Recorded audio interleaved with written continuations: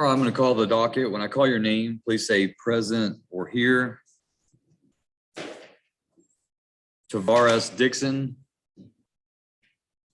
Tavares Drell Dixon.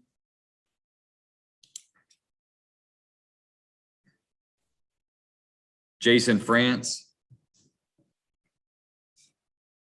Jason Jacoby France.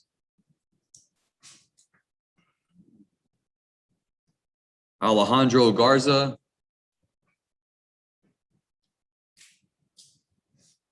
Alejandro Garza. Cody Gates. Here. Ryan Hare. Here.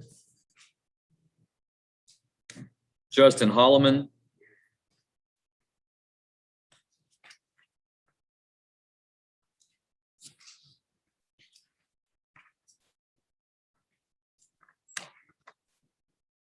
Selmini Johnson.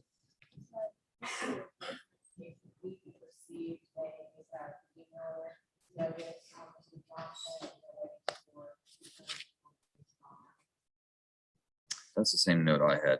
Xavier Rojas. Xavier Rojas.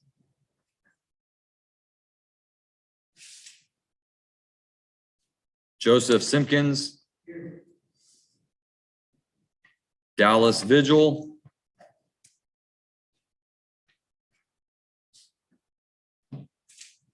Teresa Villanueva. Randy Dobbins. That's going to be 11 o'clock, it looks like. Teresa Lopian. Jason Nichols, all at 11 a.m., I believe.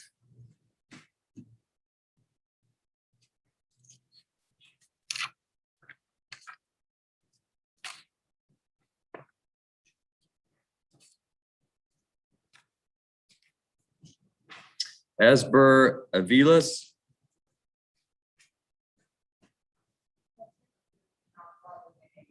Thank you. Damon Jackson.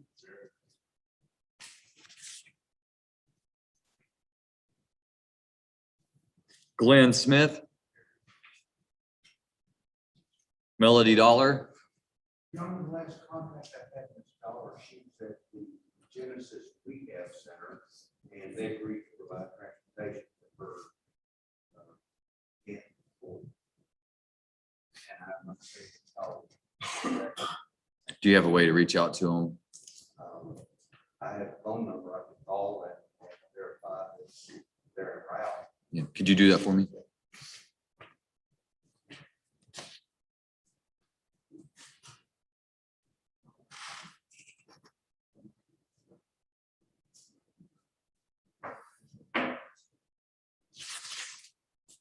Jennifer Gathright. Kelly Gathright. Misty Backus. Misty Lynn Backus. Caleb Richardson. Brianna Rogers. David McLaren. Sarah Potter. Brittany Hamilton. Jason Hodebeck. I have a note that he's verified in custody in Rains County. Is that what you believe, Mr. Schmidt? Yes, sir. Charles Howard. Here. John Pickney. Here. Derek Descata will be appearing via Zoom, and he is present in the Zoom waiting room. John Rigney.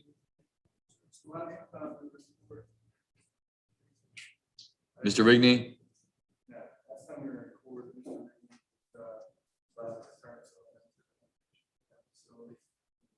Still in that facility. That's what I think.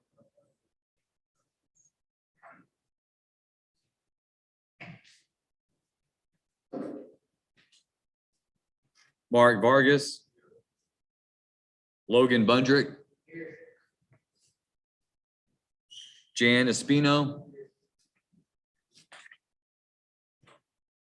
Jason Farney.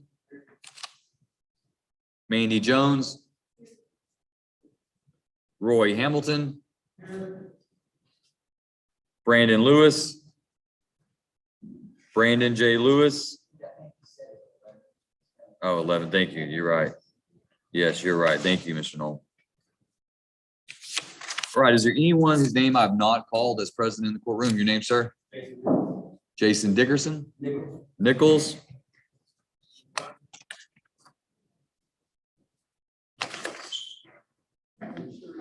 Yes, I have you set. I don't know if your attorney called in and indicated that you wouldn't be here till 11, but he's going to be here at 11, it appears. Who else?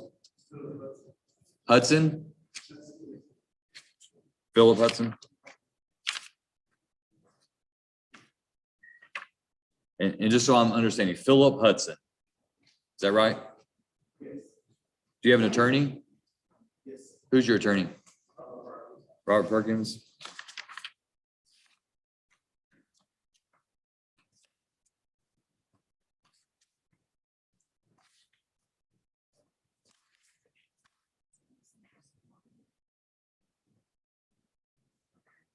Did we do a waiver of arraignment for Robert Perkins at all? Do you recall for Mr. Philip Hudson? I don't recall.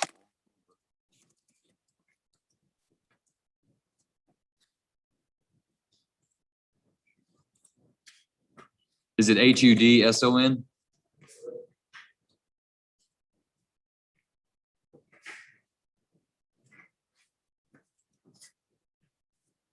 And you're a junior, is that right?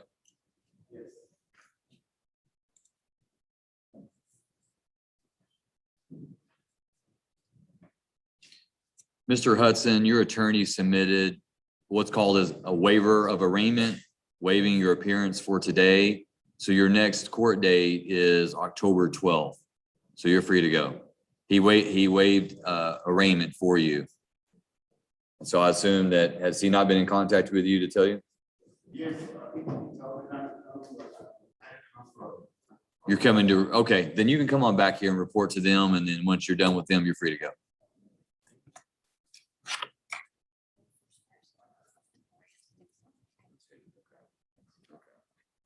Anyone else whose name I've not called is present?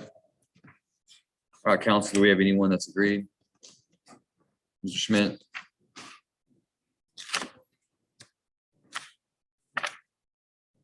Who are you ready on? Brittany Hamilton?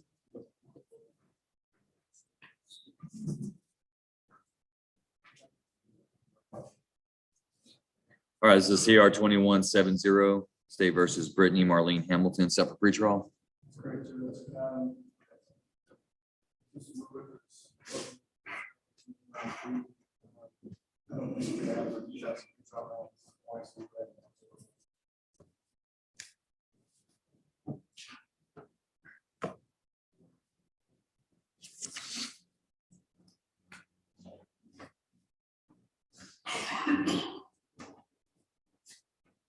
You available on October 12th?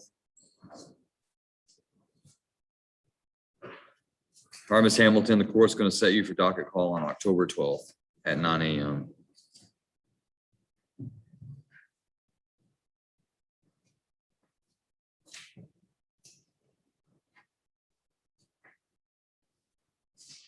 Ms. Hamilton, Ms. Hamilton, Ms. Hamilton, before you leave, I've ordered you on conditions of pretrial release, and I show that you haven't made any payments.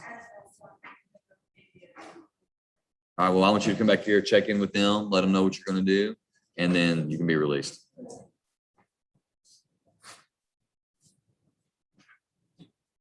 We'll go ahead and call Hodebeck. CR 21-21172, State versus Jason Adam Hodebeck, set for docket call, and he's verified in Rains County. Do we know, does he have new charges, or is this on?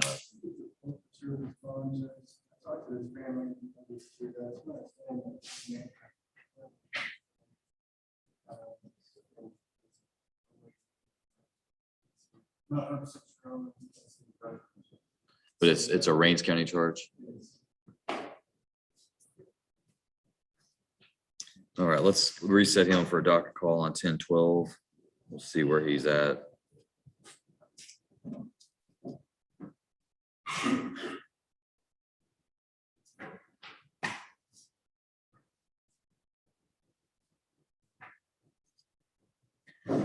Charles Howard.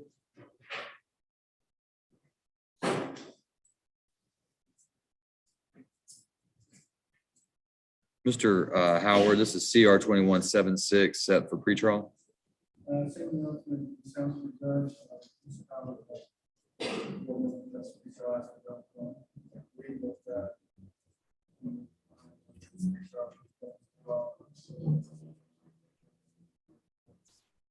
All right, Mr. Howard, the court's going to set you for docket call on October 12th. Once you sign the notice of setting, I want you to report to pretrial release and make arrangements to make payment today.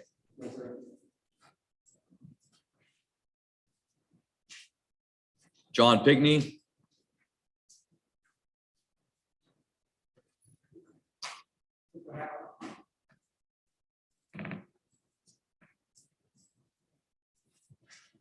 All right, Mr. Pickney is set for pretrial as well.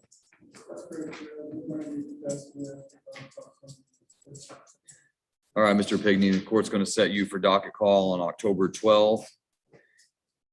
And once you sign your notice of setting, then I want you to report to pretrial release because I show you're also delinquent on your pretrial release conditions. Failure to abide by those may result in the court revoking your bail. You understand?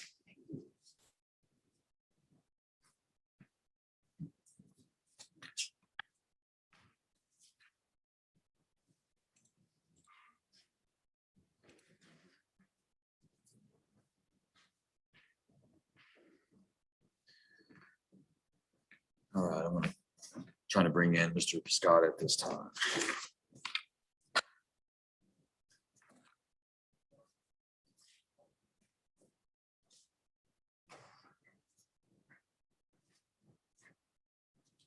Looks like he's having a hard time joining. We'll go ahead and call Mark Vargas.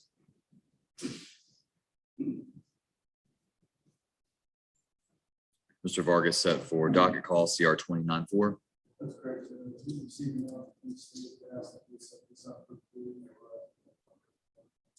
All right, court will set Mr. Vargas to enter a plea on October 12th. Once you sign your notice of setting, you're free to go.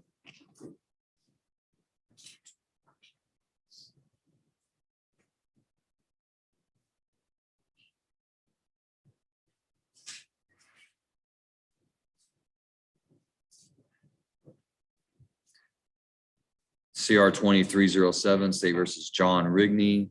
So the inpatient facility, do we know how long that may be?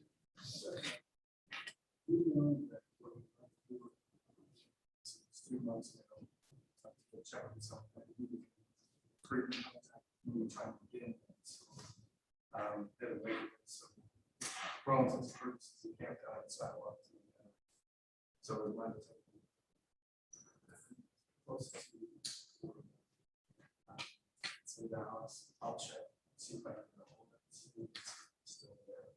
Generally, it's pretty contact. So, when they got my. So, I'll have to check. State, do you have a position? State has no objection to a reset and I find for advisement. This is also set for status regarding some additional case that is still, I believe, we have a data extraction, however, I see that obviously not. So we would need to reset these next year. All right, court will set Mr. Rigney then for docket call and status on digital evidence for October 12th. Court will take the judgment nisi and alias capias under advisement until I hear back from you, Mr. Schmidt. So I'm not going to put a date on that. And just whenever, if you hear back, let us know. If you don't hear back, if you'll let us know, and then the judgment would issue that day if he's not in that facility.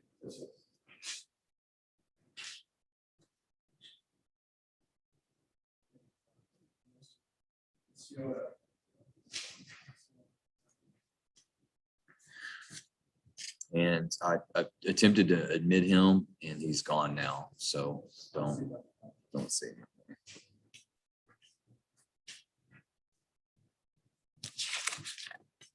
Mr. Knoll, are you ready?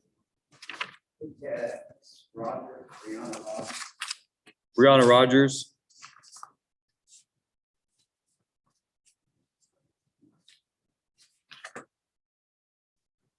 CR 21236. Ms. Rogers is set for arraignment. That's correct, Judge. Ms. Rogers and I have reviewed the indictments and understand the charge of name spelled correctly. The person is Randy, not guilty.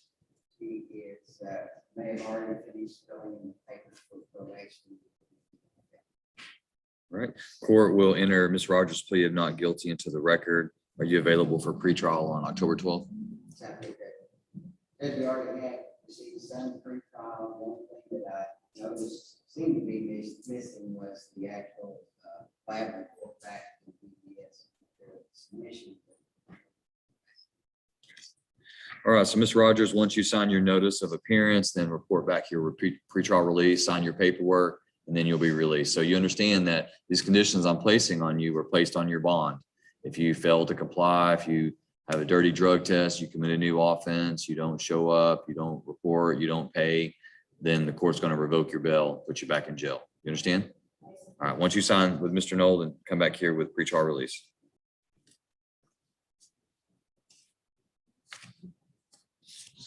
Mr. Pavis, are you ready? I am. David McLaren, CR 20263.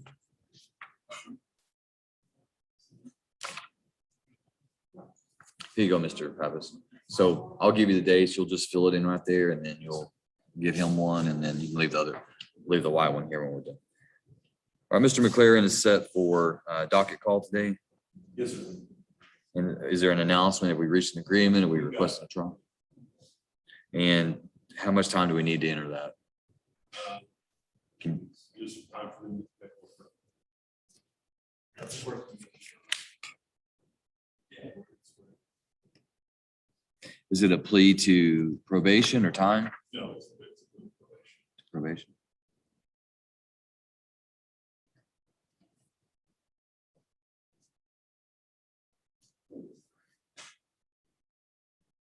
All right, court will set Mr. Are you available on September 28th? 2 weeks from today? I don't know, announcing ready for day for trial. What about October 12th? I can do.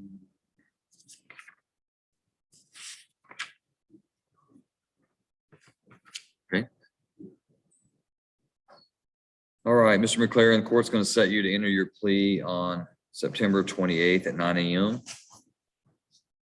Once you sign your notice of appearance, get the yellow copy, you'll be free to go. And then Mr. Pappas, you'll just leave the white copy here.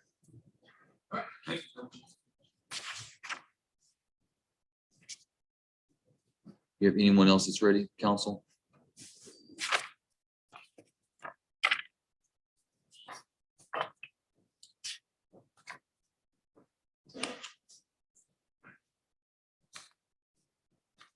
Jackson? Damon, Drake, Jackson.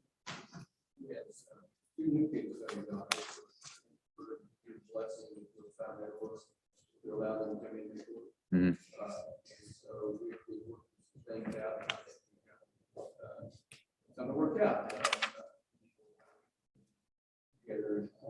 Do you want me to set it for a plea? Yes, sir. On the route on October 12th, that's available, but I don't know. What, is it just a matter of doing the paperwork? Well, that and a few other things. Give me an estimate of what's the issue that we can't do it in 30 days? Well, we can probably get a little bit first. We'll try.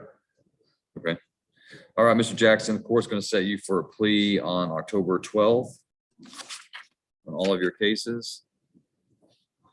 And once you sign the notice of appearance and get the yellow copy, then you'll be free to go. Is that all you have, Mr. Forey? I have nothing like that. All right, so go ahead and get, okay. Mr. Smith. 2025-92, CR 2192, set for docket call. Same announcement, October 12th. Okay. All right, court sets Mr. Smith for plea on October 12th at 9 a.m. in both cases. And Mr. Smith, I have a note that your interlock device that you have on your vehicle had a lockout on August 12th. Right, the truck broke down, and I got it fixed, and I give you my stuff. Okay. Don't get, set. Okay, what I want you to do is, after Mr. Forey gives you the notice of setting, your yellow copy, I want you to check back here with Mr. Waddell. If you haven't already, I want you to come back and check with him, and let's get to the bottom of that to make sure we're good to go, and then we'll see you back on October 12th. All right, thank you, Mr. Forey.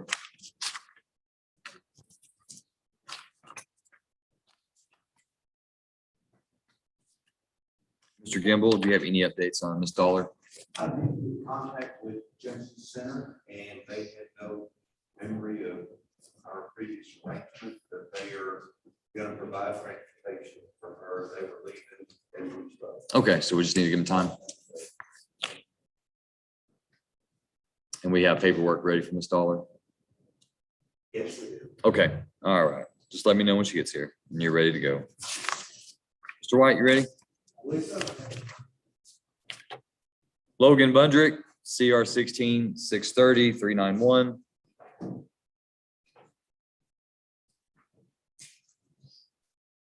Your Honor, we're in negotiations on this, we received an offer that we are considering at this point. But we still need some information as far as the DDP on the new case, not the motion to adjourn. Is the new case the CR 18 case? That's correct. And what is it that you're missing so that we're, And this is and have you requested it from the DA's office? well, the motions that I always file, there's one specific one that always goes to. And I don't believe there's been any opposition to any of the motions that I filed.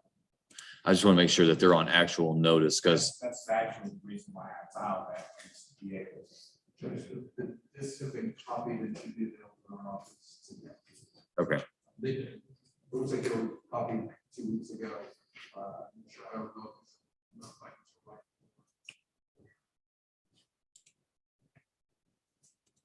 And it's been a while since I looked at this case. It's Mr. Bundrick's motion to revoke.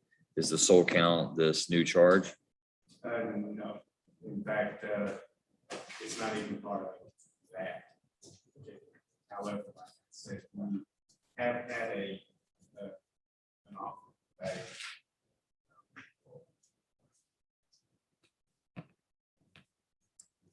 All right, so this is what I'm gonna do. I'm gonna go ahead and set, are you available on October 12th? All right, I'm gonna set Mr. Bundrick on both of his cases on that date.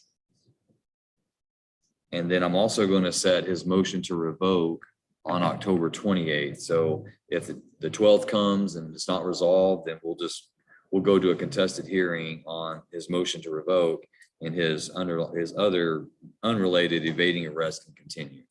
So that'd be October 28th on the motion to revoke, if it's not resolved by October 12th.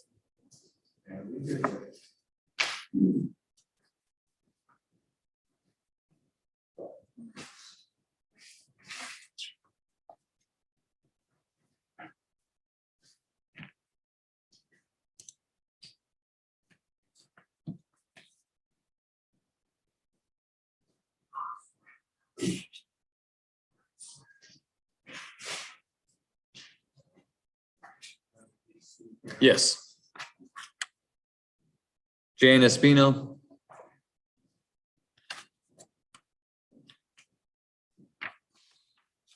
This cause number CR 20-113, 114, and 115, all set for pretrial, Mr. White? Your Honor, I have had an opportunity to my pre-trial motion. I would request that we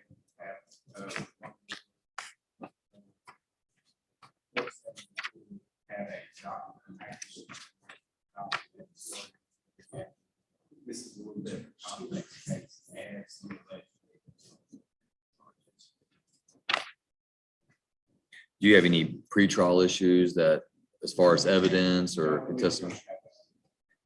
my recommendation and what I would want to do is just go ahead and set it for docket call, and then you can request an additional docket call if you are still dealing with those issues. So we'll set this for docket call on October 12th at 9 a.m. Mr. Espino, once you sign, you're free to go.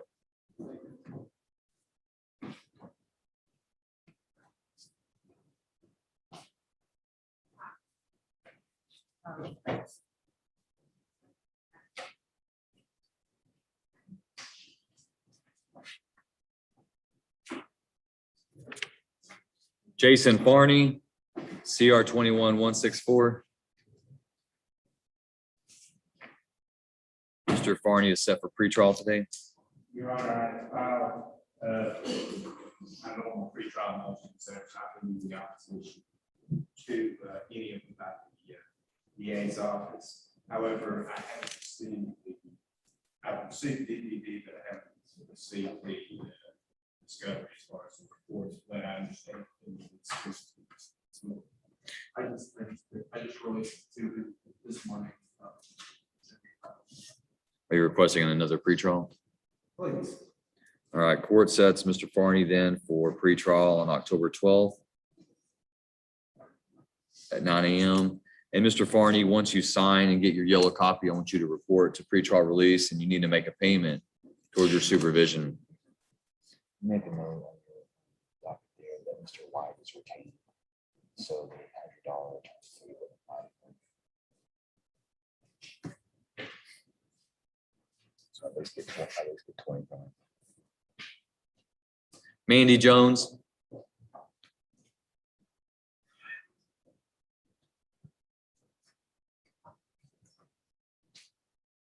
CR 1797, Ms. Jones set for pretrial. Your Honor, once again, the motions that I have filed already, and there's no opposition. But I have not received full discovery at all on that, but it's been released this week. Is there any reason that they're not getting discovery until the day of pretrial? So we recently had a that handles that issue. So I'm sure that there was a lapse there. We'll get on the possibility. They were on training Friday. Traditionally, they say, no, I show up on Friday to take care of all matters. All right, Ms. Jones, court's going to reset you for another pretrial on October 12th. Once you sign and get the yellow copy, you're free to go.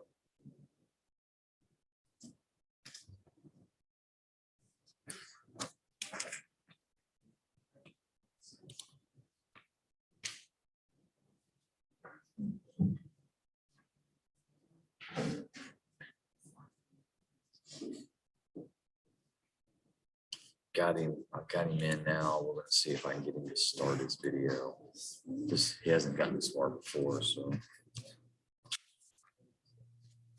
Pops in here. Okay, here he comes. Just connecting the audio.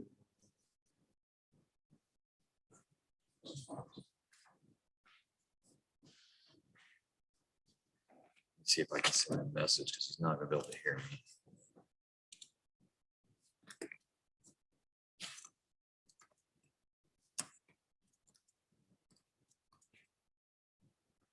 Mr. Piscata, you should be able to see and hear me now. Is that right? All right, I'm gonna ask you to come back to your phone and press this button.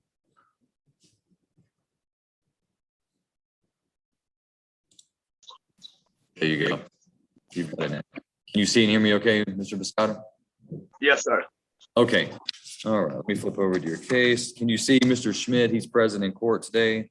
If you can't see him, you may have to move left or right on your phone, but he's present in court and ready to announce on your case. Let me get back to it. All right, this is CR 2130 set for docket call. Go ahead, Mr. Schmidt. Okay, Judge, we recently received one from the state. Fairly certain. Technically, would be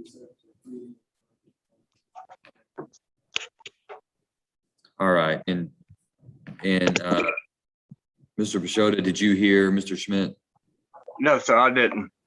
Yeah, our audio, we're having trouble with it. He indicated that he's received a new offer on your case that he wants to talk to you about. So he's asked the court to reset today's hearing so that he can have more time to discuss it with you so that you can make a decision and let him know and he can announce to the court.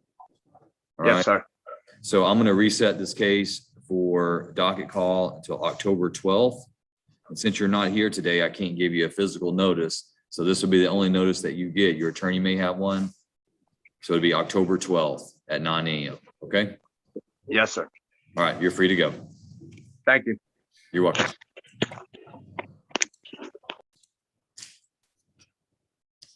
Is that all you have, sir?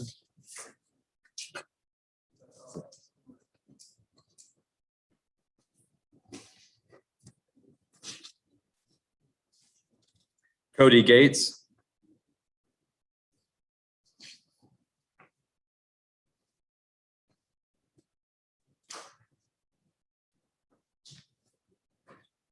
This is CR 21-217. Mr. Gates, you're set for arraignment today and you've been charged with a state jail felony offense of theft of property, $2,500 to $30,000. That carries a range of punishment of not less than 6 months or more than 2 years confinement in a state jail prison. I find that you have requested a court-appointed attorney, but based on the information that we've reviewed, you do not qualify under the law for court-appointed attorney. So what I can do today is I can reset your case and give you time to go hire an attorney. But what I want to hear from you is whether or not you're going to be able to do that. Okay. So I'm going to reset you until October 12th. And so it's almost a month. So I expect you to come back on the 12th with an attorney. And we're going to give you a form here. And Aaron, let me see that before if you don't mind. Write some things on there that way. And this would be a good form to take with you to the attorney's office so they can get some more information, okay?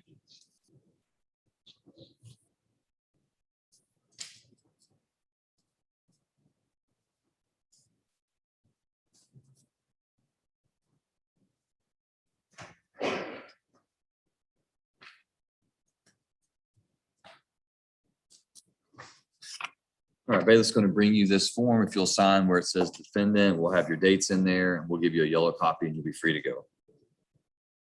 No, actually, you won't be free to go, Mr. Gates. I need one more thing from you. So go ahead and sign that. We're going to give you a yellow copy. Then step on around here and meet with pretrial release. They got some pretrial release papers for you. Once you sign that, then you'll be free to go.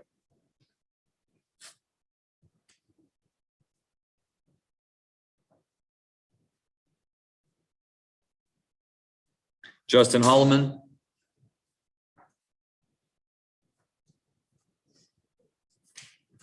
This is CR 21-220. Mr. Holloman, you've been charged with a third-degree felony offense of assault of a family or household member with previous conviction, which is a third-degree felony, carries a range of punishment of not less than 2 years or more than 10 years confinement in TDC and a fine not to exceed $10,000. Are you going to hire an attorney to represent you?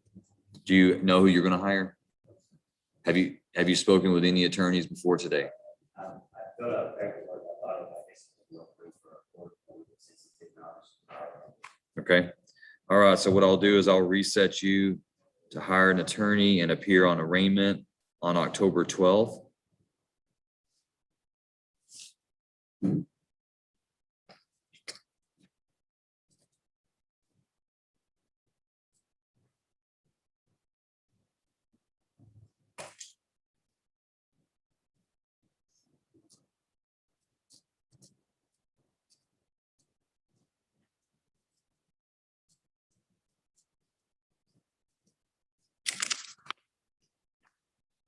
All right, so Mr. Holloman, you're going to sign that. We're going to give you the yellow copy and then step around and meet with pretrial release and sign your conditions of release, and then you'll be free to go.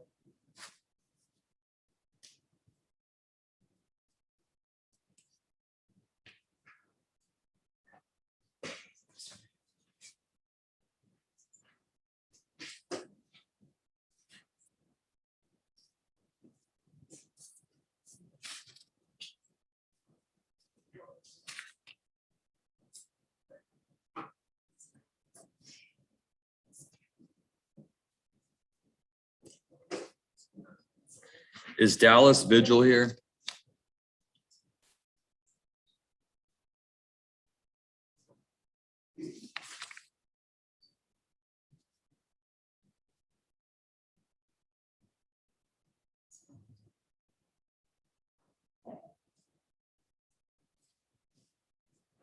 Mr. Bingham, are you ready or are we waiting on paperwork?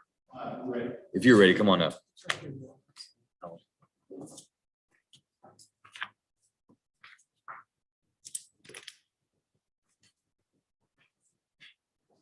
Is it Aviles?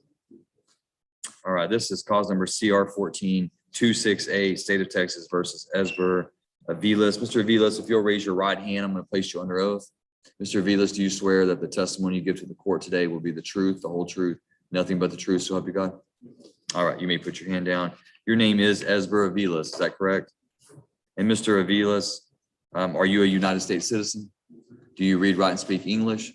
Have you ever been diagnosed with any type of mental condition? And in this case, you're represented by your attorney, Mr. Matt Bingham. Are you pleased with his representation of you? You feel like you've had enough time to discuss your case with him and have all your questions answered? Is there anything, Mr. Aviles, about this paperwork that you've read and signed today that you do not understand? Mr. Bingham, do you believe your client to be competent today? He is competent. You've explained to him his legal and constitutional rights. We have. All right, I see here that he was originally charged with a state jail felony offense of theft of firearm, but that the plea agreement today would be to an unlawful carrying of a weapon, Class A misdemeanor. Is that correct? That is correct. The offense is back from 2014. It's, I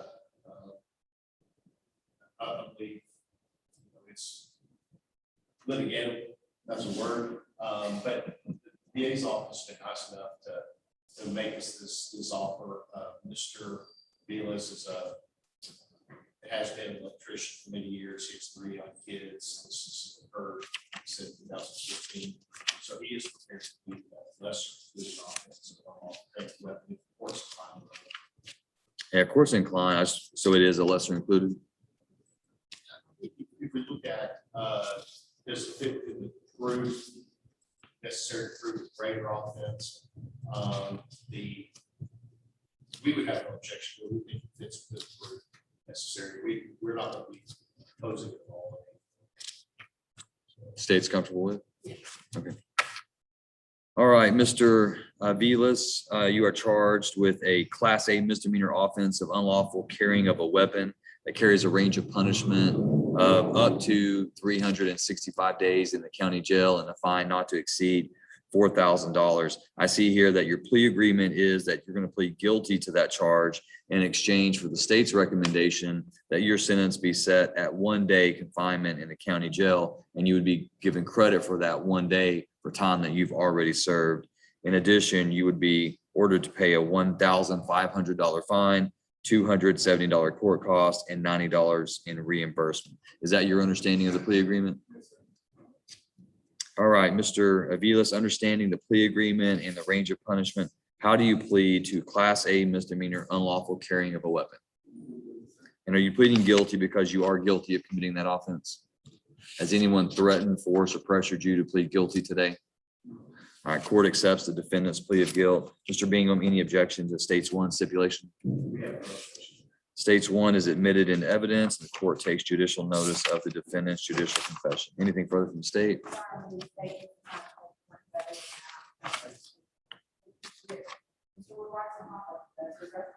All right, anything further from the defense? No, sir.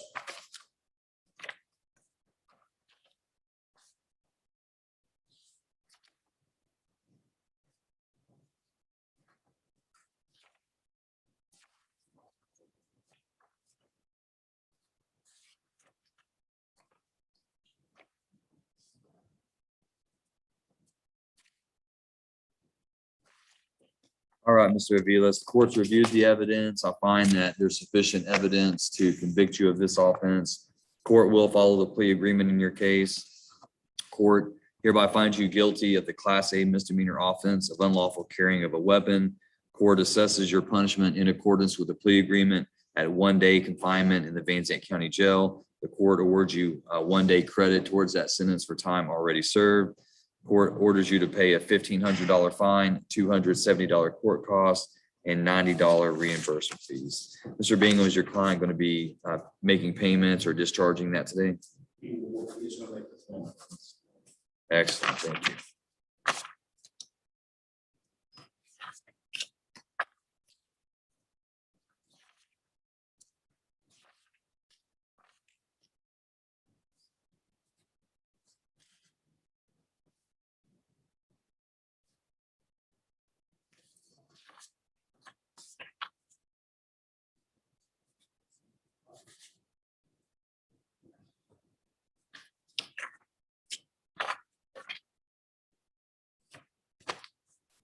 All right, Mr.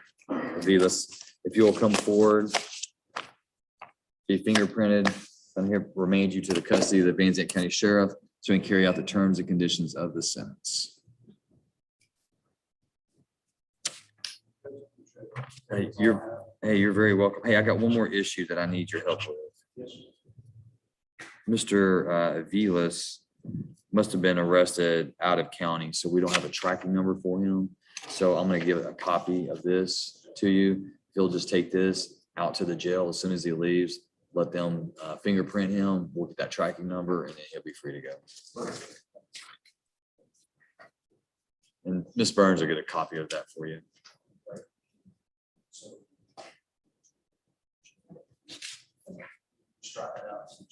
Well, he'll take it out there. Yeah, he needs to go out there, give them that. As soon as he presents that to dispatch or somebody in there, they'll take him back, they'll fingerprint him. They won't change him out. They'll fingerprint him, get the number, and he's good to go.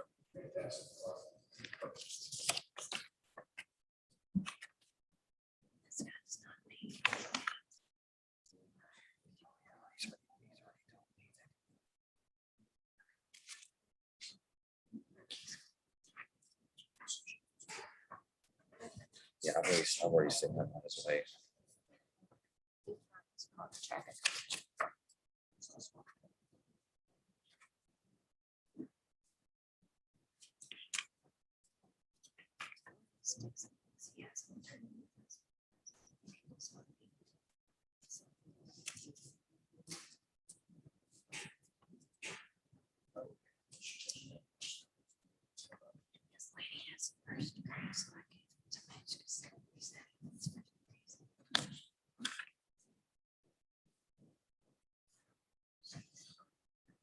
Is he gonna be here today at all?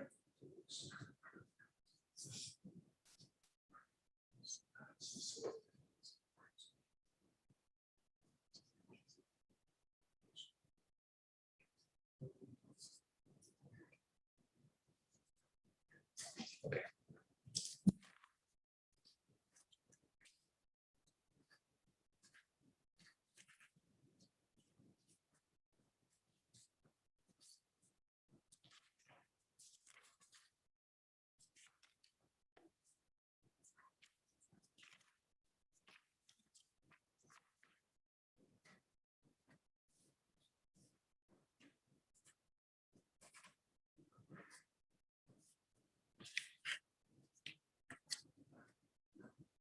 All right.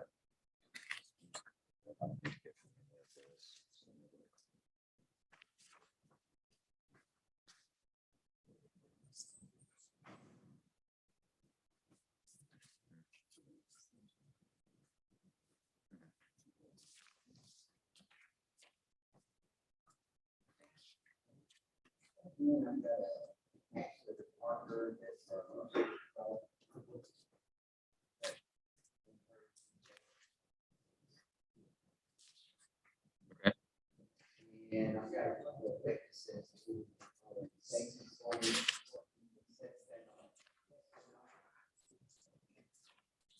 You said it's Ashley Parker. Right. Okay, I've got you here. Anyway, go ahead. Anyway, I've got a couple of witnesses. One of them obviously, actually, one of them comes from the Dallas area. So does the court usually reset those for hearing? We don't have an agreement. Yes, if there's no agreement on the resolution for the MTR, then I'll set it on the contested docket, which could be in 2 weeks on the 28th.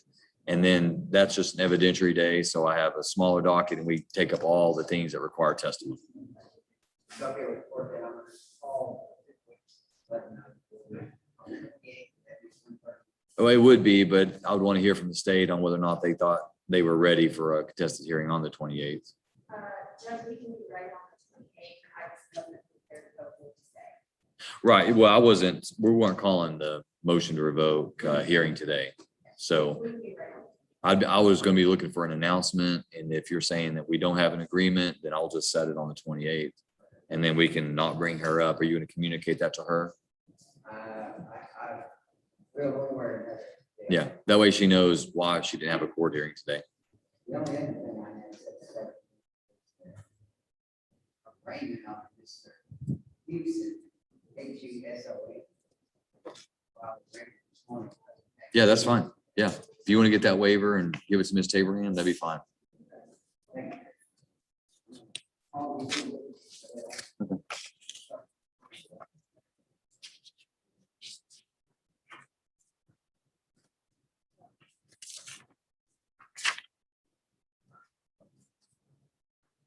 Tavares Dixon.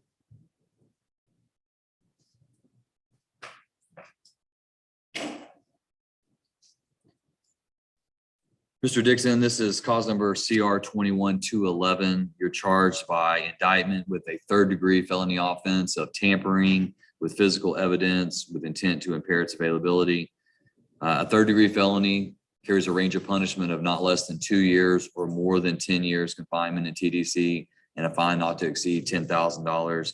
I see that you have applied for a court-appointed attorney based on your income and expenses. You do not meet the law for the appointment of an attorney.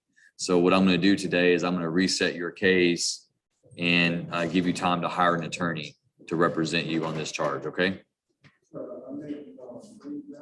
Say again.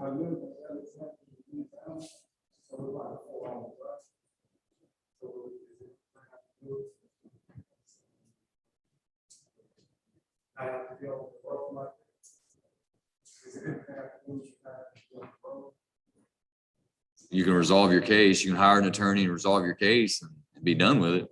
I mean, I don't know what you're asking me to do. You've got to come back to court. No, I'm going to, so you're set for arraignment today.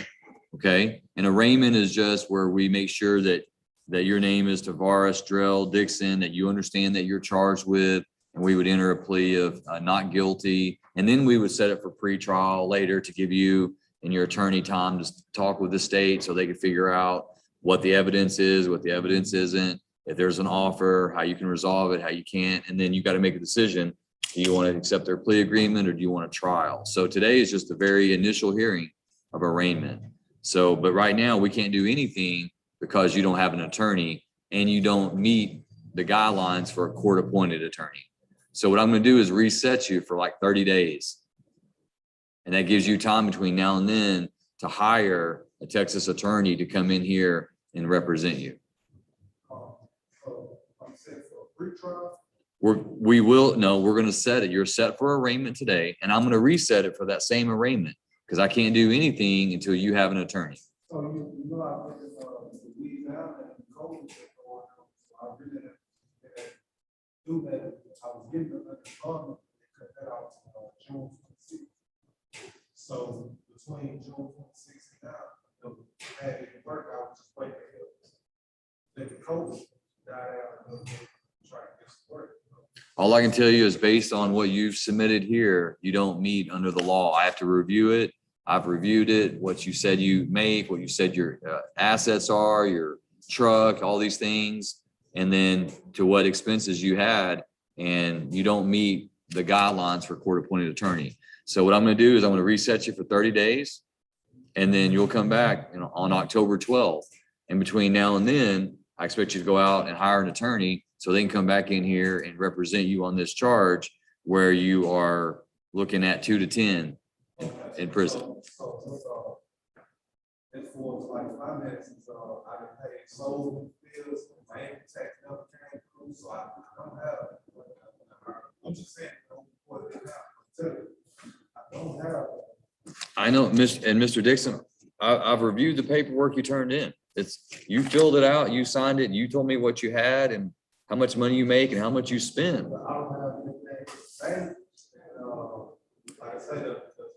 unemployment stopped, it was up to June, it stopped June 26th, I know, like. Well, you might have to So go, I just been, here, just working a little, working on a few calls, working on a few, helping, call them, but it's not been guaranteed work. well, I'm gonna give you 30 days and you need to figure out what you're gonna do. If you have a car, maybe you go put it down as collateral and get a loan against it. You borrow money from your family members, you take some odd jobs and you get up enough money to hire an attorney. And based on what you've turned into me, I'm just telling you, you don't meet under the law. Okay? So I'm not gonna give you a court-appointed attorney if you tell me that you have enough. You're telling me one thing, but you've written another. So that's a problem. So I'm gonna give you 30 days and you go hire a Texas attorney, get on the phone, start calling around and see how much it's gonna cost for someone to represent you and figure out how to get that paid. Is it anything I can just represent myself, I mean, it's. Are you, It's really, Have- you know, have you ever represented yourself on a felony charge before? yes, sir, I represented myself all the way up into the trial. And then, On a felony yes, sir, in Louisiana. and you were facing imprisonment? Or were you facing county jail? Okay, and how'd that trial turn out? Did you go to trial? Yes, sir, the trial was, I was quick. Did you represent yourself during the trial? I didn't represent myself in that trial, but I started that. It was, they gave a couple, so that's how we finished. The judge recommended that I give a public. Somewhere around right before trial. Well, I'm gonna make that same recommendation that you need to try to hire an attorney first. So you're gonna come back in 30 days and I want, between now and then, I want you to try to hire an attorney. And when you come back in 30 days, I expect you to have one with you. If you don't, then we'll talk about it. Okay?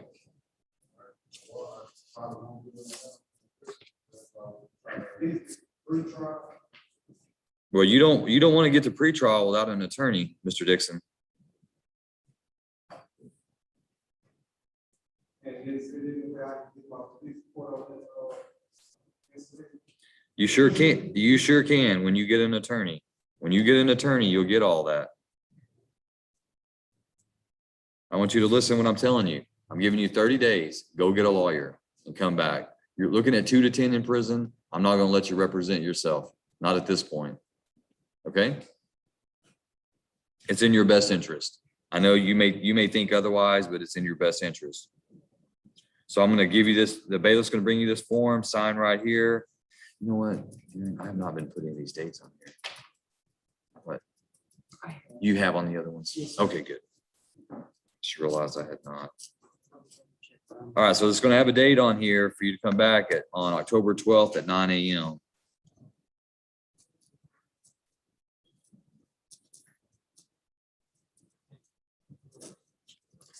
I want you to try. Don't just tell me right now, I'm not gonna be able to do it. And then don't try. Oh, yeah, I'm just trying to tell you. I'm just trying to, well, I think we're doing the same thing. I'm just trying to tell you.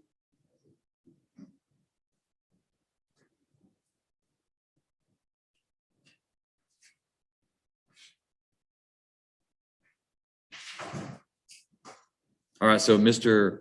Dixon, come back here and meet with pretrial release. They've got some additional paperwork for you and then you'll be free to go.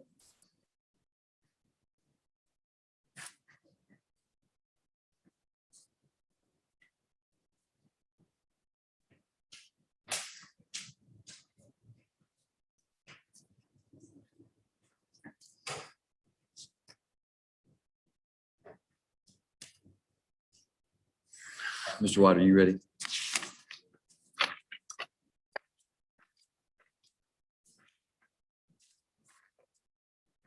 Roy Hamilton. CR 2171.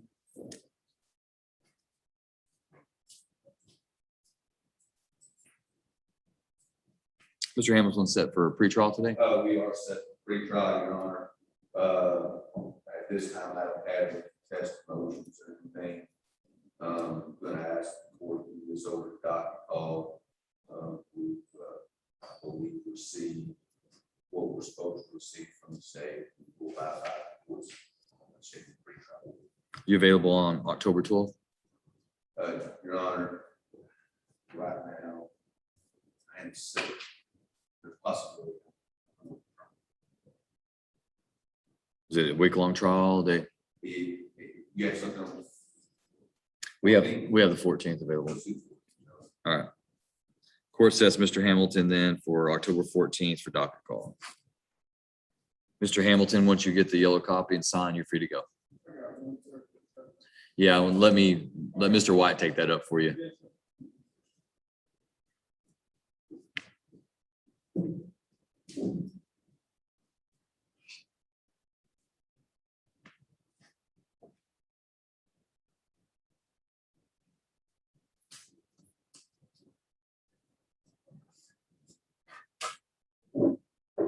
I was hearing the same thing you were hearing.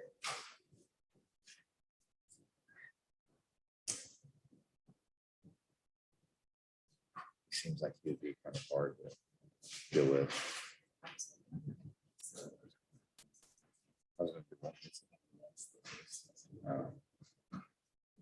Are you good to go, Mr. Hamilton? Okay, yeah, if you need to report, Mr. Waddell, come on around. Is that all you have, Mr. White? Your Honor, that's all. Nothing on the jail docket? Let me double check. Looks like you're free to go.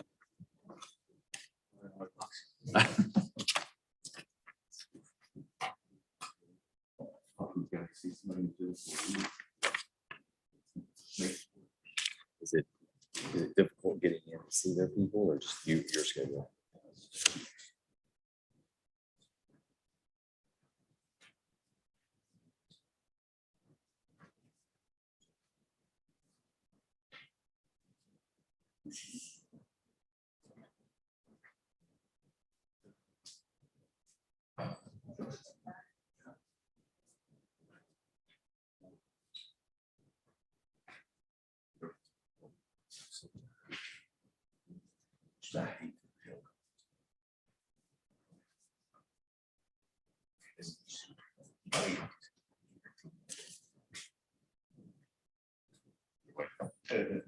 He said he believed his right to a I don't know bond. what they know about this, but this offense versus the last two women.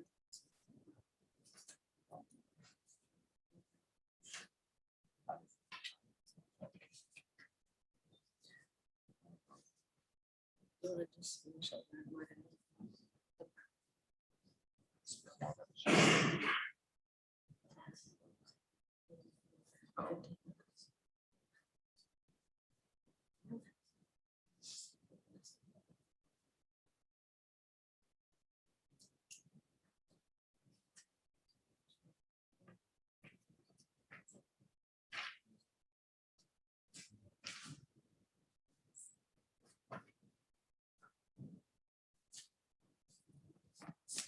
Mr. Sanders, are you ready? Yes. Sarah Potter.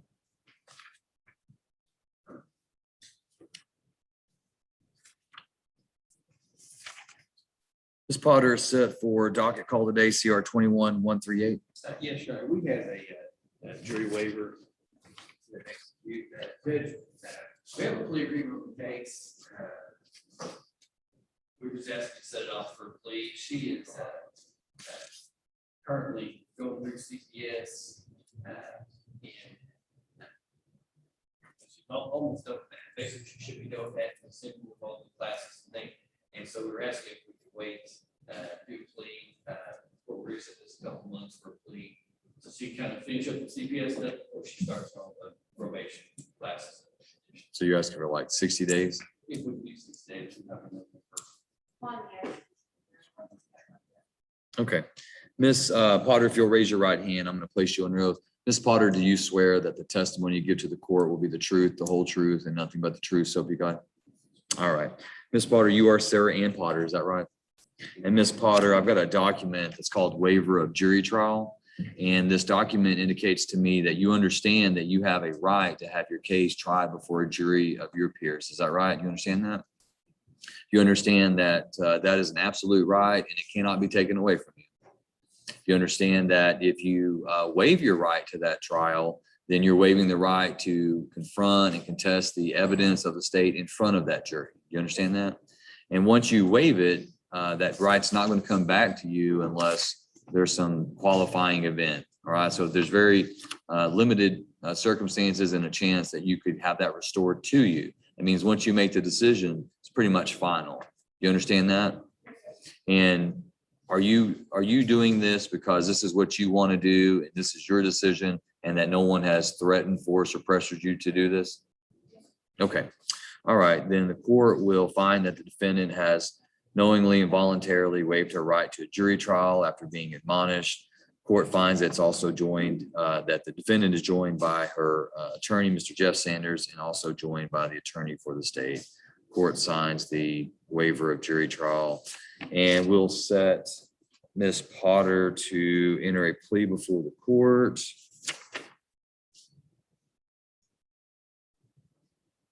Got, what about November 9th? It's not quite 60 days, but other than that, it's going to push us like behind Thanksgiving. Okay. All right. So Ms. Potter, I'm going to have you come back on November 9th at 9 a.m. And I need you to meet with pretrial release. I know you're going through CPS and other things, but you've got conditions of pretrial release. So you need to make payments towards Mr. Sanders and your supervision. All right. So it's very important that you make payments towards those things. If you don't, court could revoke your bail, put you back in jail. You're back in jail. You're not doing your services. You're not going through your CPS stuff. So we don't want you to fail, but I need you to make payments as you're ordered. Okay. All right. So once you get your yellow copy, you can go through the store, meet with them, and then you're free to go.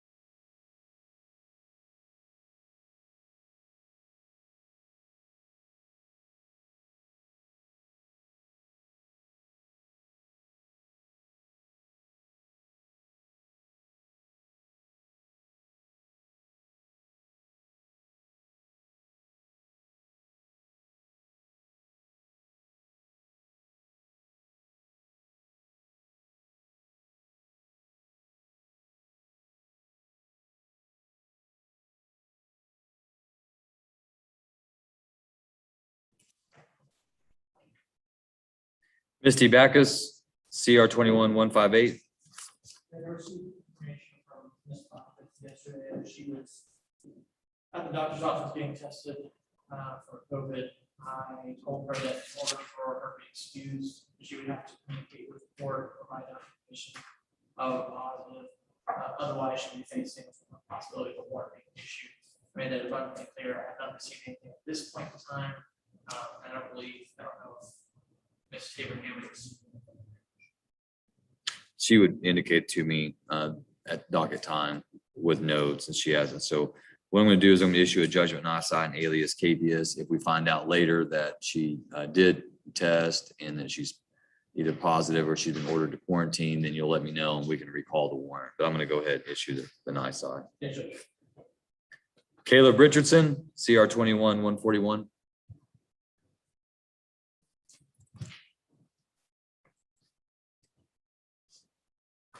Mr. Richardson set for pretrial. Yes, Judge. Mr. Richardson and I met yesterday. Went over paper discovery. However, the board needs more time to go over the video discovery as well as possibly with the meeting investigator. I spoke to Susan Heisel, explained the situation to her, and said it's unopposed to have additional pretrial sentences. Correct. Is October 12th sufficient? Got the 12th or the 14th?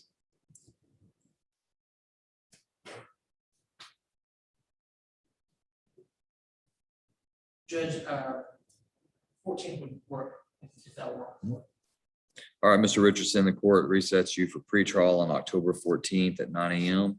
Once you sign the notice of appearance and get the yellow copy, you're free to go. Go.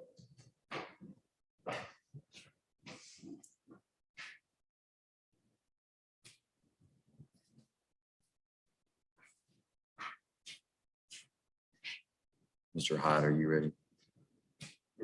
You need more time to. Okay, go ahead. Go ahead. That's all I got. Yes, you're free to go. Judge, I believe that concludes my business. Yes, sir. Thank you, Mr. Manning.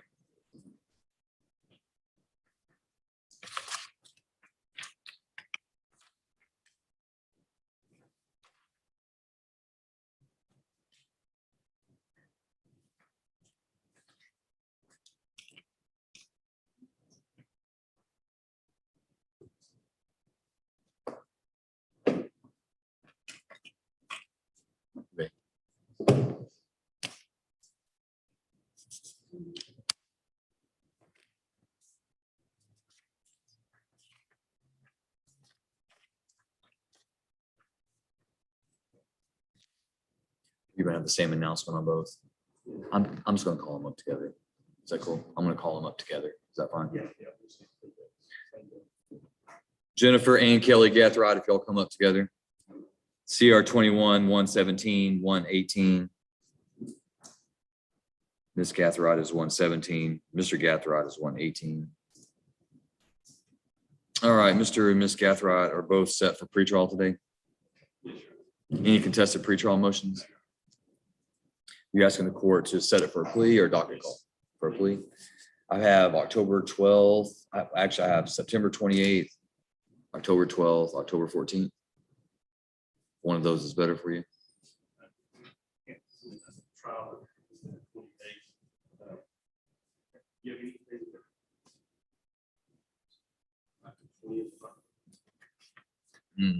No, I'm in trial that week.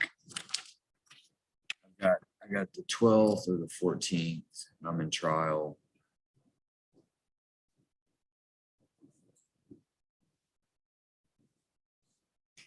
Uh, 20, maybe October 28th.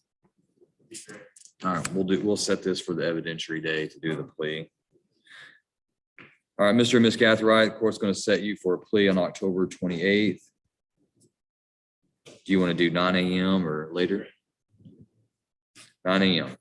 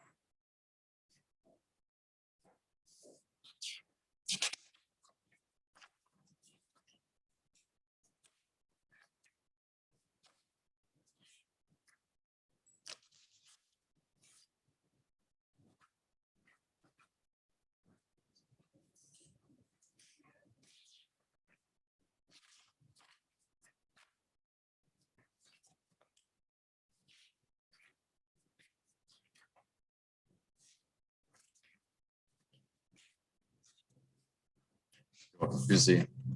Mr. Kimball, you ready?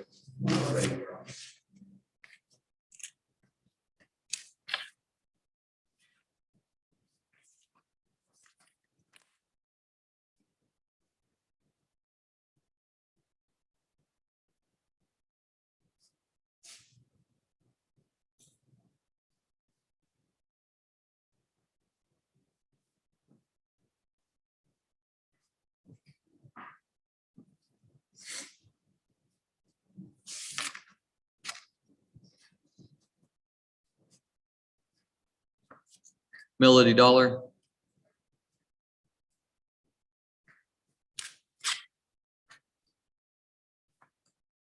This is cause number CR 21-111,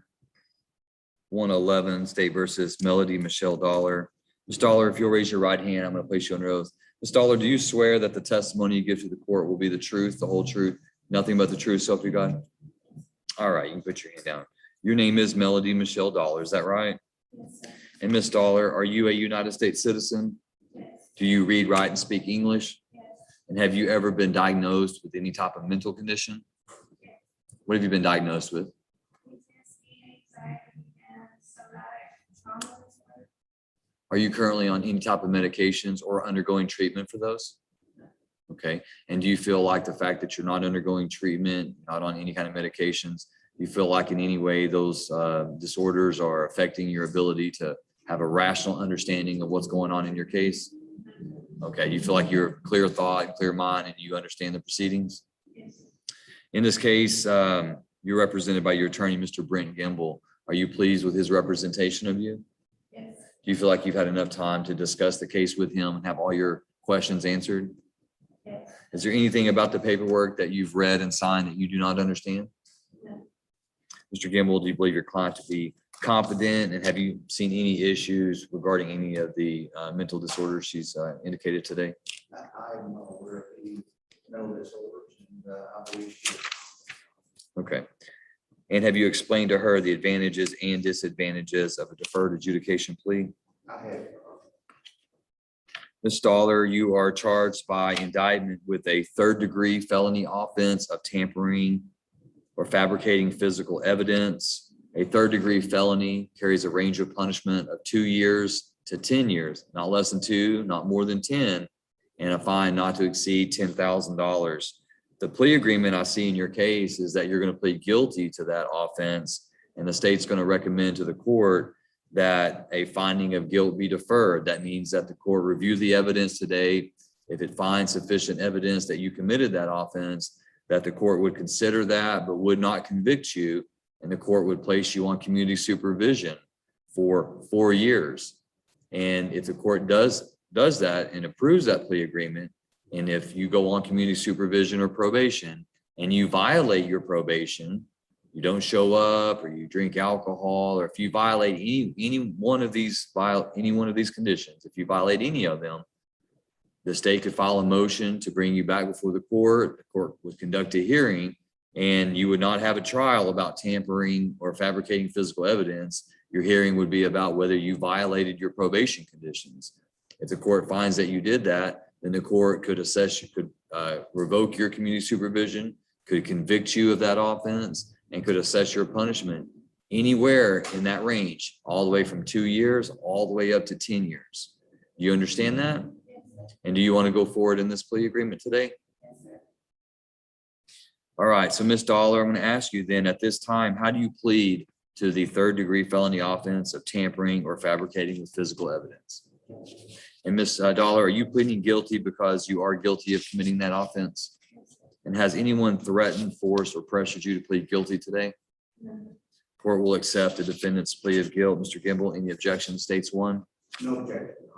All right, states one is admitted into evidence, and the court takes judicial notice of the defendant's judicial confession. Anything further from the state? From the defense? No.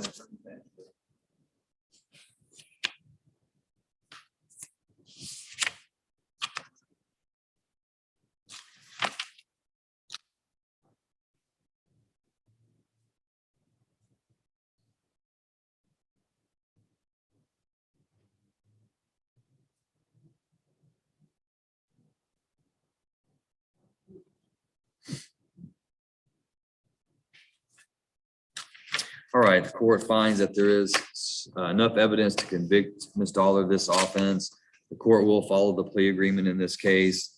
Court hereby defers a finding of guilt, places Ms. Dollar on community supervision for 4 years, orders her to pay a $3,000 fine.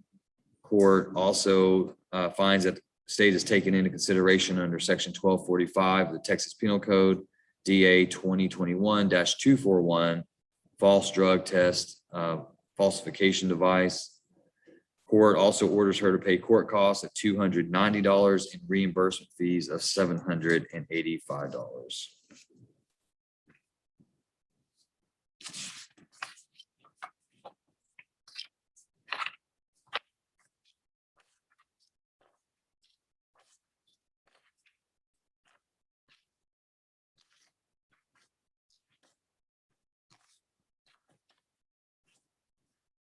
All right, Ms. Dollar, you're hereby remanded to the custody of the Van Zandt County Community Supervision and Corrections Department so they can carry out the terms and conditions of the sentence. I'm going to have you step forward to be fingerprinted with the bailiff. After that, step over here with Officer Matura, and she'll give you further instructions.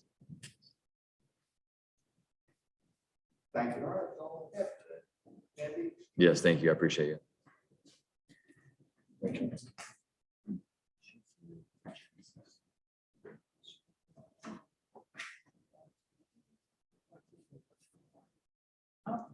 You wanna go? Yeah, they're sitting right over here.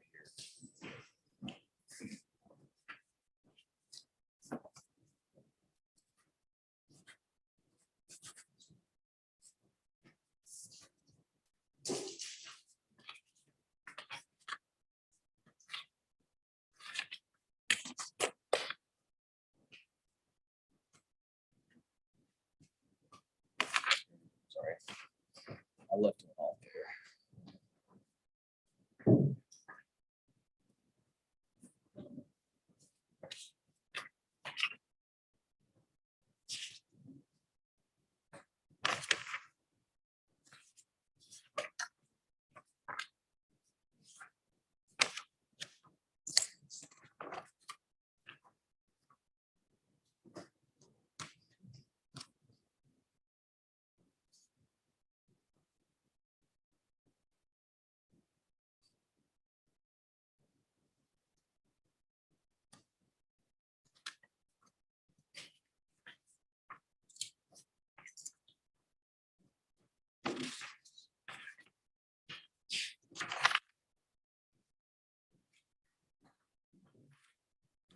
Sorry.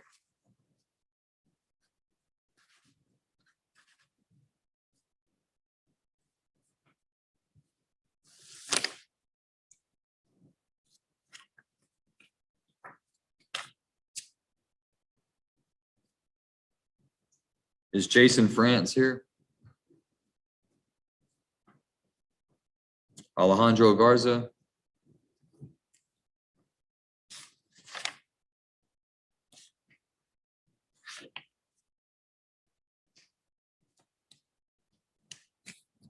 Say Xavier Rojas. He's on, yeah, he's got, usually he has an attorney, Miss Barberi. Do you remember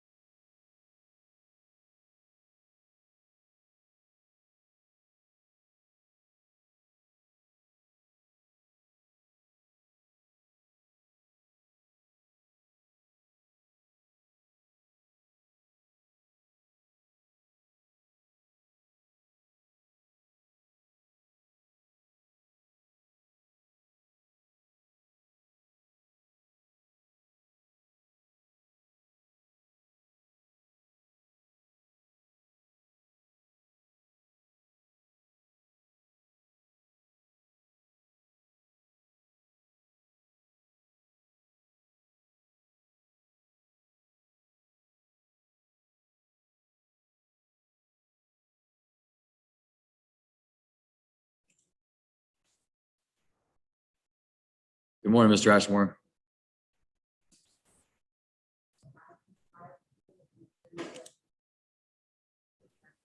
Morning, Your Honor. All right, Mr. Dobbins. You want to come forward? Come forward. Randy Dobbins, CR 2158.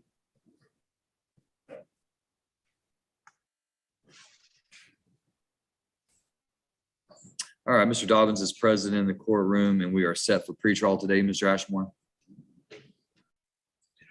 Judge, good morning. I'm sorry I couldn't be there in person. I just left the residence of a disabled court appointee out of Dallas, and I appreciate the court letting me zoom in. Mr. Dobbins and I have no contested pretrial motions. The last time we were before Your Honor, we had been given an offer of 4 deferred or 2 straight on his first offense, and the state was going to abandon the enhancements which are related to his brother and not himself. And Mr. Dobbins and I asked the court for a short reset to consider that. I think we just need to come back on a docket call, and at that time, I anticipate we're going to enter a plea. Okay. Would you be available on October 12th? I have to switch the look at the calendar, Judge. I'm not at a computer. I'm sorry. That's okay. Go ahead.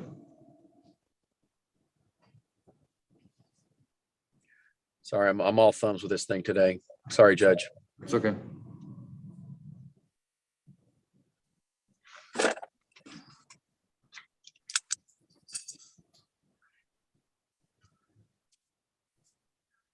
Judge, that date works for me. I think we could come back sooner if the court has anything sooner.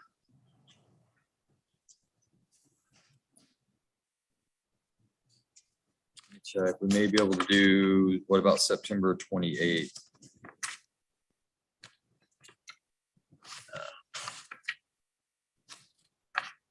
It's 2 weeks. If the 28th doesn't work, then we should go. No, I think that is, Mr. Dobbins, does that work? Are you asking him about the 28th or the 12th? The 28th, Your Honor. 2 weeks, September 28th. He wants to know if you have any problem with that. No?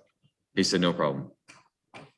Okay, Judge, we'll see you on the 28th. All right, Mr. Dobbins, just go ahead and sign that notice of setting. When you get the yellow copy, you'll be free to go.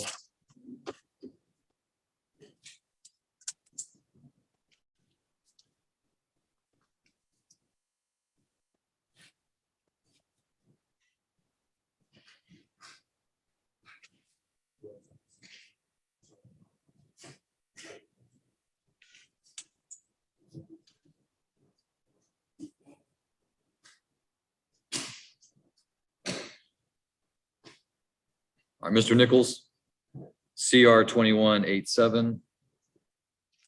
State versus Jason Eric Nichols, set for docket call. Judge, this is docket call setting. We have an offer. It's 10 years probated for 5 with a $2,500 fine and a 1245 of the misdemeanor charge. My client and I did ask for time to consider that offer at our pretrial hearing. I'd ask the court for one additional docket call because unfortunately I cannot be there this morning to visit and confer with him about whether we're moving forward on this agreement or working further with the state. So that would be my respectful request today, Your Honor. And again, come back on 9/28. Mr. Nichols, if I test you today, you're gonna be clean?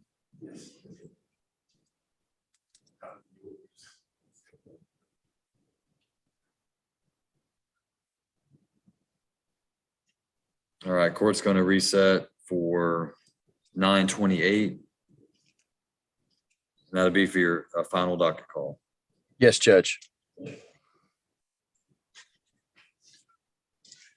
I'm gonna take you at your word, Mr. Nichols. Okay? But if you want to, you can go over to probation and they'll test you all you want. You're free to go.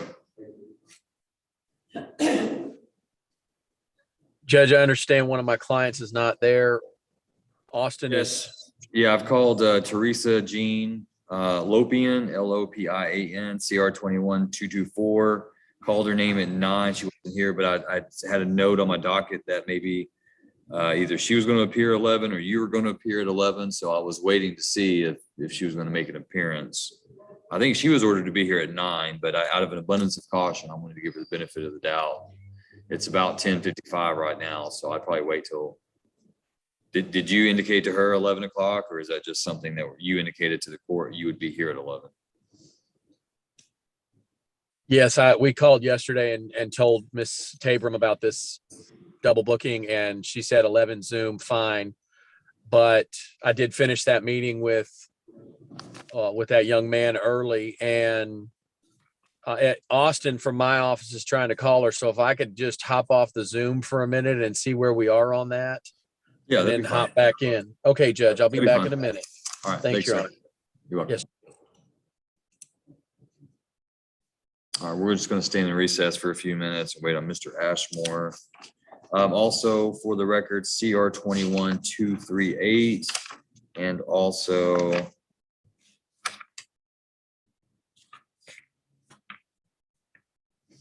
Mr. Rojas.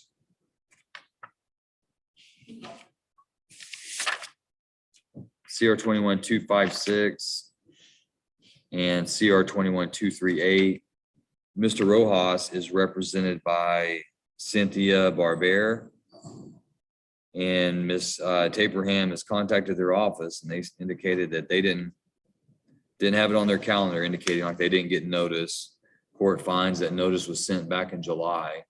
So the court has had Ms. Taperham contact their office. And they've asked if we could reset this to Thursday. Is there any objection? All right. Court's going to take a judgment nisi and alias capias under advisement until 9 a.m. on Thursday. If he's not here at 9 a.m. on Thursday, then the court's going to revoke his bail.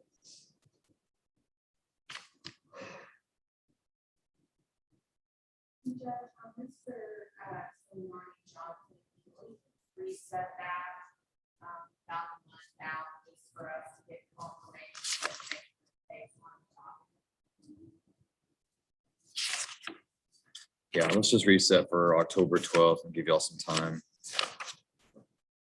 Did you get your information from Mr. Nicholas? Did you get your information on that case from Mr. Nicholas? I'm not sure how it's forwarded.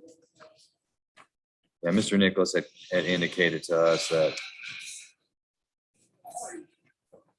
Where's the bailiff? Where's the bailiff?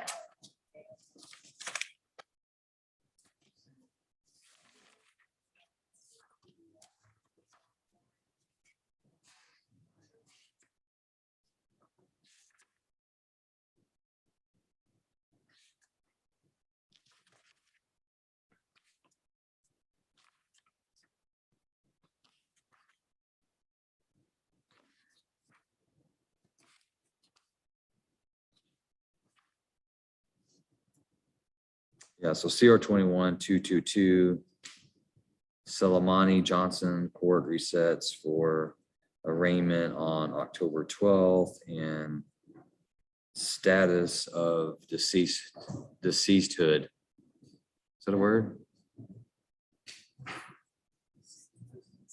Deceasedness. Okay, that's what I wrote, Mr. Woodwine, deceasedness. All right, we'll stand in recess and await Mr. Ashmore.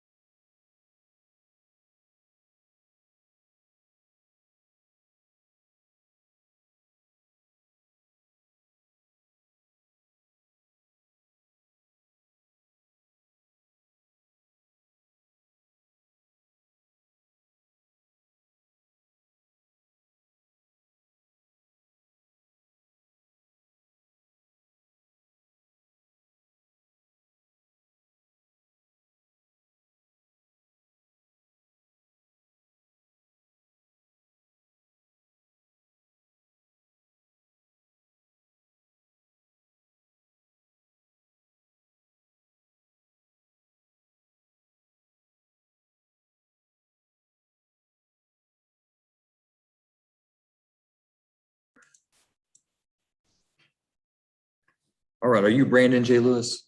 Mr. Lewis, if you'll raise your right hand, I'm going to place you under oath. Sir, do you swear that the testimony you give to the court will be the truth, the whole truth, and nothing but the truth, so help you God? All right, you may put your hand down. Mr. Lewis, are you a United States citizen? Do you read, write, and speak English?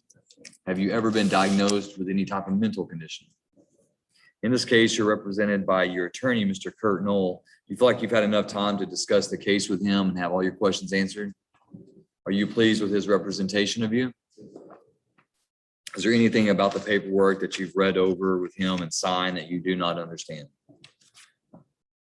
Mr. Lewis, you're charged by indictment with a state jail felony offense of driving while intoxicated with a child under 15 years of age. That carries a range of punishment. If you were convicted at a trial and sentenced by either the court or a jury, your sentence could be assessed between a minimum of 6 months to a maximum of 2 years. And that would be in a state jail division of TDC and a fine not to exceed $10,000. Do you understand that full range of punishment? I see here that you want to enter into a plea agreement with the state wherein you plead guilty to that offense. And the state's recommendation is that you are convicted of that offense, that your sentence is assessed at the maximum 2 years, but that sentence be suspended and you being placed on community supervision for 3 years with a $1,500 fine, $60 restitution, $290 court cost, and $535 in reimbursement fees. Is that your understanding of the plea agreement? And that's what you want the court to approve today? Do you understand that if the court approves that and places you on community supervision, that if you violate any of the terms of your community supervision or probation, the court would conduct a hearing, and if the court finds that you have violated, the court would sentence you to the 2 years confinement in state jail. Do you understand that? Mr. Knoll, do you believe your client to be competent today? I do, Your Honor. You've explained to him his legal and constitutional rights. I have, Your Honor. Does he also understand the collateral consequences of having a felony conviction? I believe so. All right, Mr. Lewis, then at this time, I'm going to ask you, how do you plead to driving while intoxicated with a child under 15 years of age? And are you pleading guilty because you are guilty of committing that offense? Has anyone, did you say yes? Yes. Okay. And has anyone threatened, forced, or pressured you to plead guilty today? All right, court will accept the defendant's plea of guilt. Mr. Knoll, any objection to states one? No, Your Honor. All right, states one is admitted into evidence, and the court takes judicial notice of the defendant's judicial confession. Anything further from the state? No, Your Honor. Anything further from the defense, Mr. Knoll? No, Your Honor. Well, one thing that does live in Louisiana, I understand that. Say 2 hours, On the other side. About 5 hours. couple hours east of Shreveport. Small. I don't know if there's going to be any issue with him being transferred on the interstate compact, but we'll find that out in just a minute. I'm going to go ahead and go through with it. If there's an issue, you'll need to come back and let me know, unless you want me to stop at this time. And did y'all let probation know that? Let's do that then. Let's just take a break for a second, and I want counsel to go back there and speak. Mr. Lewis, you can just have a seat. We're going to have the attorneys talk with my probation officer to make sure there's no issues with transferring you to Louisiana. That way you're supervised over there. Okay. Just got to make sure that there's no issues with the paperwork.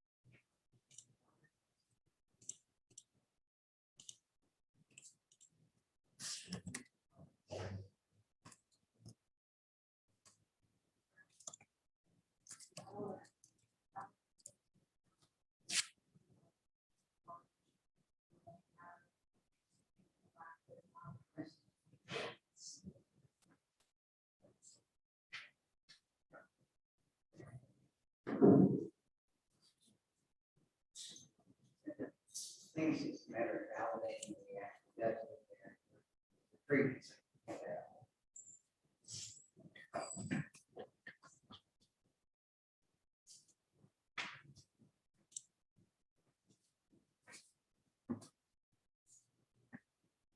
This is our guy.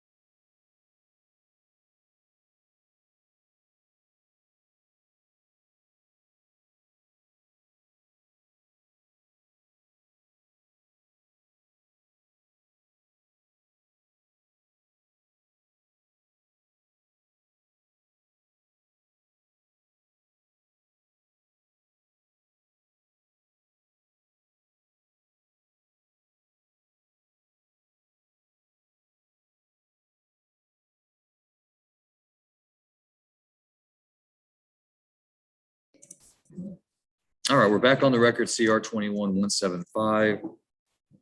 The issue was brought up that Mr. Lewis is a resident of the state of Louisiana. Have we resolved that issue? It sounds like we have sufficient information that we can take contact with them. Okay, good. All right. Anything further from, I think, where do we got in the plea? That's where we Anything further from the defense? Thank you. Thank you, thank you. All right, so I'm gonna take a moment and just review the evidence.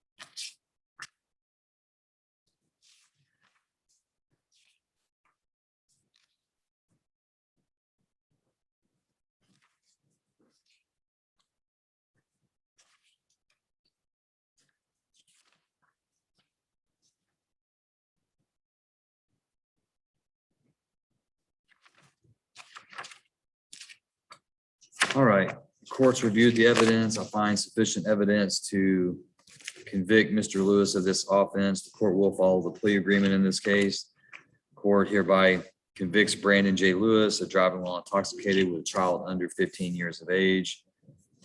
Court assesses his punishment at 2 years confinement in the State Jail Division of TDC. Court will suspend that sentence, place him on community supervision for 3 years. Court orders him to pay a fine of $1,500, $60 restitution, $290 court cost, $535 reimbursement fee to Van Zandt County. Mr. Lewis, before I send you on your way to probation, I just want to share a story with you that I saw a case very similar to this one, almost identical. Father was in another state, coming to pick up the daughter in this state, was drinking and driving. Let's just put it this way, that the daughter didn't make it home. The father did after being arrested and charged, but the daughter didn't make it home. She was killed out here on Interstate 20. So consider yourself very fortunate, I believe, that you were stopped. Because the next time you were stopped, you may have been upside down like this other guy had been with your daughter dead in the back seat. And your daughter's what, 7, 8? She'll be 8 this year. Got to protect her, right? I mean, isn't that your job as a dad? It is, right? And I'm not telling you anything you haven't already thought about, right? Is that right? I mean, are you upset with yourself for putting her in this situation? I hope so. And it's not like you were just had a couple sips of beer. I mean, you were 2 times the legal limit. So I want you to think about that. If you ever decide that you're going to drink and drive again, it's just way too much on the line. It's one thing to be reckless with your own safety, but for your little girl and for those that are in the other cars around you, it's just not smart, man. So, you can walk out of here today and feel like, you've gotten the shaft and you don't like being on probation, or you can walk out of here and be thankful that you got pulled over and that your little girl's still alive today and that you got a chance to live your life with her. That's the attitude I hope you have when you leave. All right, Mr. Lewis, I'm going to hereby remand you to the custody of the Van Zandt County Community Supervision and Corrections Department so they can carry out the terms and conditions of the sentence and have you step forward with the bailiff here being fingerprinted. After that, join Officer Mature over here and she'll give you additional information.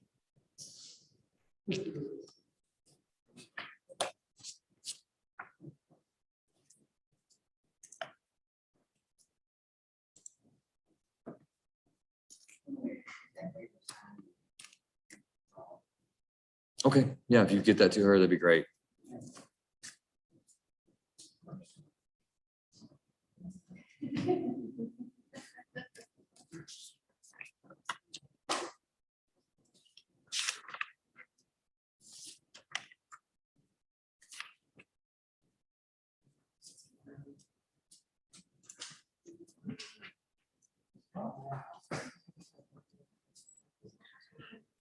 All right, we are back on the record, CR 21-224, State versus Teresa Jean Lopian.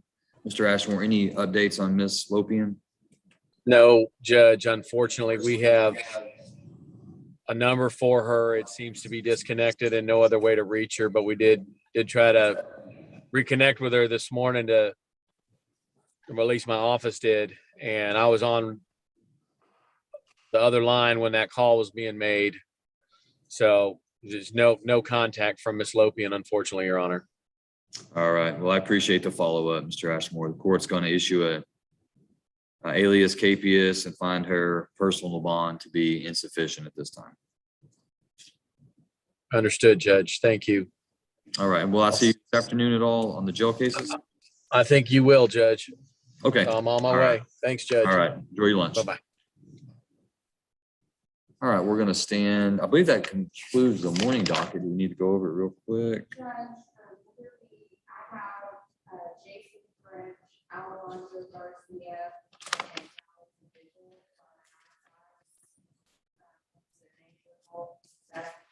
on And Teresa Lopian, Yes, yes.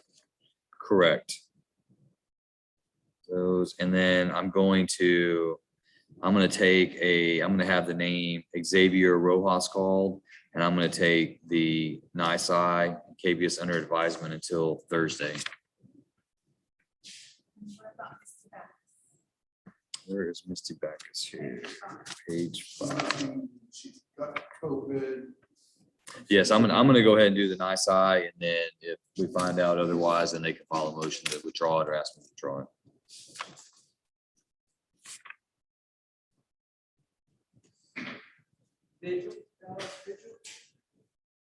Yes, Vigil. Well, Vigil, I need to double check because I've got an indication that he may have insufficient bond already. So there may be let me look that up first.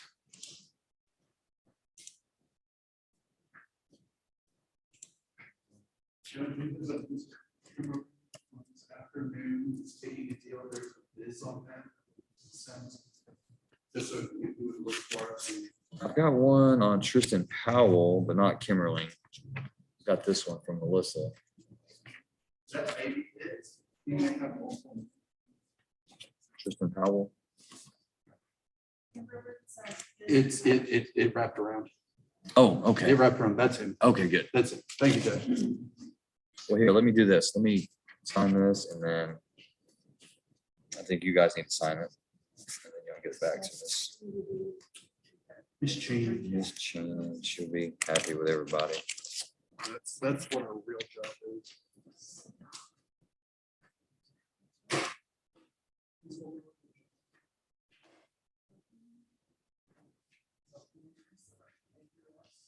You need this for the hearing or should I? No, I've already read it.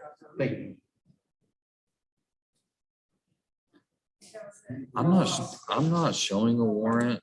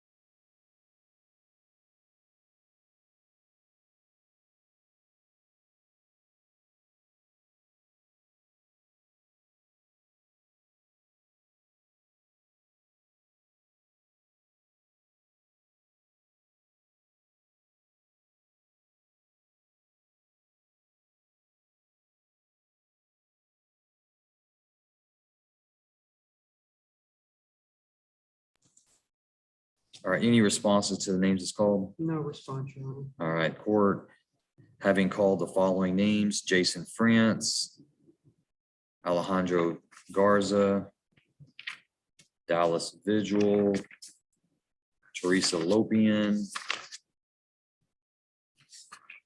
Court's going to issue judgment nisi and alias KPS for those individuals. The court having called Xavier Rojas, the court's going to take a nisi under advisement until September 16th at 9 a.m.